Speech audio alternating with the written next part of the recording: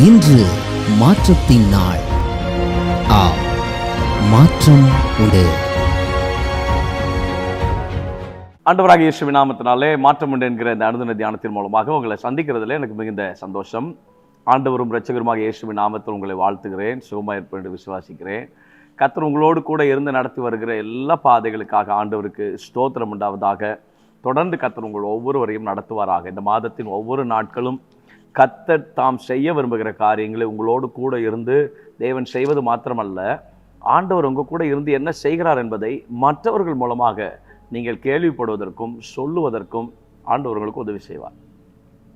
நான் அதை நாவில உணர்கிறேன். நிச்சயமாகவே இந்த மாதத்தில் கர்த்தர் உங்கள் கூட இருந்து என்ன செய்து கொண்டிருக்கிறார் என்பதை மற்றவர்கள் கண்டு கர்த்தருடைய நாமத்தை உயர்த்தக்கூடிய காரியங்களை ஆண்டவர் சொல்ல வைக்கக்கூடிய விதங்களிலே கர்த்தர் செய்வாராக.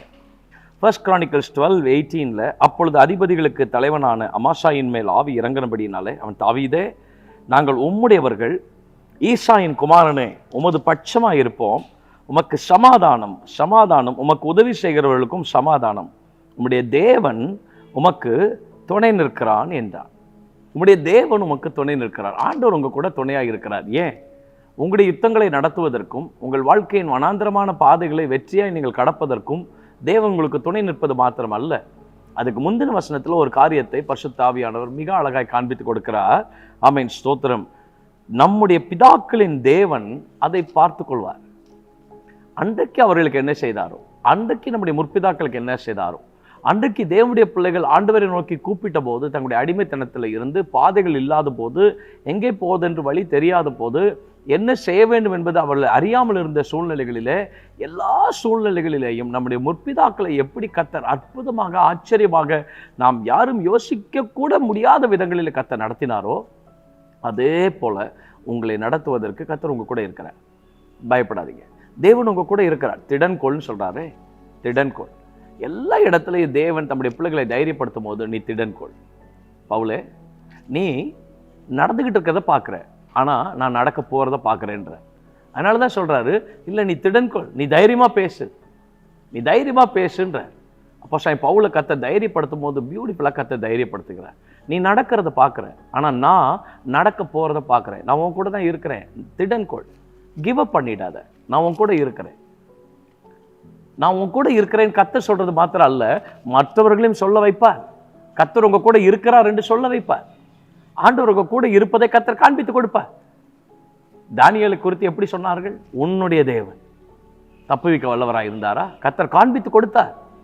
உங்க தேவன் எப்படிப்பட்டவர் என்பதை கர்த்தர் காண்பித்து கொடுப்பார். நீங்கள் ஆராதிக்கிற தேவன் உங்களோடு கூட இருந்து என்ன செய்கிறார் என்பதை, எப்படிப்பட்ட கிரியைகளை செய்கிறார் என்பதை, எத்தனை ஆச்சரியமான மகத்துவங்களை உங்கள் வாழ்க்கையில காண்பித்து கொடுக்கிறார் என்பதை கர்த்தர் காண்பித்து கொடுப்பார். கர்த்தர் நான் உன் கூட இருக்கிறேன், நான் உன் கூட இருக்கிறேன், உன் கூட இருக்கிறேன்னு உங்களை தைரியப்படுத்துவது மாத்திரமல்ல, மற்றவர்களை கொண்டு சொல்ல வைப்பார். மற்றவர்களை கொண்டு சொல்ல வைப்பார். அப்படி நடக்கும்போது நீங்க ஒரு டைம் எழும்பி சொல்லுவீங்க, கர்த்தர் என் கூட இருக்கிறார், என் கூட தான் இருக்கிறார், என் கூட தான் இருக்கிறார். கர்த்தருடைய வசனத்தை நாம் தியானம் பண்ணுமே, உன் மீட்பர் நான்ன்ற, நான் உன்னுடைய மீட்பர், உன் வலதுகை பிடிச்சிருக்கிறேன்ப்பா, பயப்படாத, திடன்கொள், திடன்கொள், திடன்கொள். ஜாஷுவா 2வது அதிகாரம் 10-11 வசனங்களில் வாசித்து பார்ப்பேன் என்று சொன்னால், நீங்கள் எகிப்திலிருந்து புறப்பட்ட போது கர்த்தர் உங்களுக்கு முன்பாக சிவந்த சமுத்திரத்தின் தண்ணீர் வற்றி போக பண்ணினதையும், நீங்கள் யோர்தானுக்கு அப்புறத்தில் சங்காரம் பண்ணின எமோரியரின் 2 ராஜாக்களாகிய சீகோனுக்கும் ஓகுக்கும் செய்ததையும் கேள்விப்பட்டோம். கேள்விப்பட்ட போது எங்கள் இருதயம் கரைந்து போயிற்று, உங்களாலே எல்லாருடைய தைரியமும் அற்று போயிற்று. உங்கள் தேவனாகிய கர்த்தரே உயர வானத்திலும் கீழே பூமியிலும் தேவனானவர். உங்க ஆண்டவர் எப்படிப்பட்ட ஆண்டவர் தெரியுமா? அவர் யுத்தங்களில் வல்லவர், யுத்தத்தில் வல்லவர். அதிக யுத்தத்தை நடத்தின ராஜா தாவீது. ஆகவே கர்த்தர் அவருக்கு தன்னை காண்பித்து கொடுக்கும் போது சேனைகளின் கர்த்தராய் அறிமுகப்படுத்துகிறார், சேனைகளின் கர்த்தராய் வெளிப்படுத்துகிறார். ஜாஷுவா கிட்ட வந்து சொல்றாங்க, உங்க ஆண்டவர் எப்படிப்பட்ட ஆண்டவர் தெரியுமா? எவ்வளவு பெரிய விஷயம் செய்திருக்கிறார் தெரியுமா? இதற்கு முன்பதாக இருந்த யுத்தங்களிலெல்லாம் அவர் செய்த மகத்துவங்கள் எத்தனை ஆச்சரியமான மகத்துவங்கள் தெரியுமா?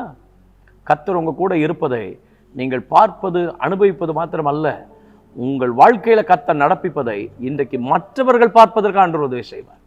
மற்றவர்கள் கண்டு கர்த்தருடைய நாமத்தை உயர்த்த ஆண்டவர் உதவி செய்வார்.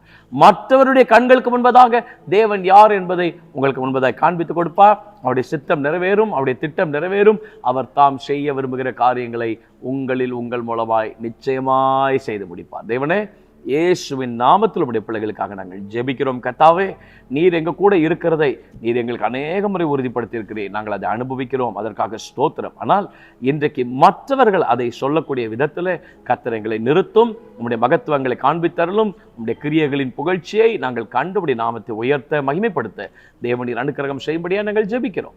தொடர்ந்து தேவ கிருபை தாங்குவதாக இயேசுவின் நாமத்தில் ஜெபிக்கிறோம் நல்ல பிதாவே. ஆமென், ஆமென், ஆமென். God bless you. கர்த்தர் உங்களோடு கூட இருந்து தைரியப்படுத்துவாராங்க. ஆமென், ஆமென்.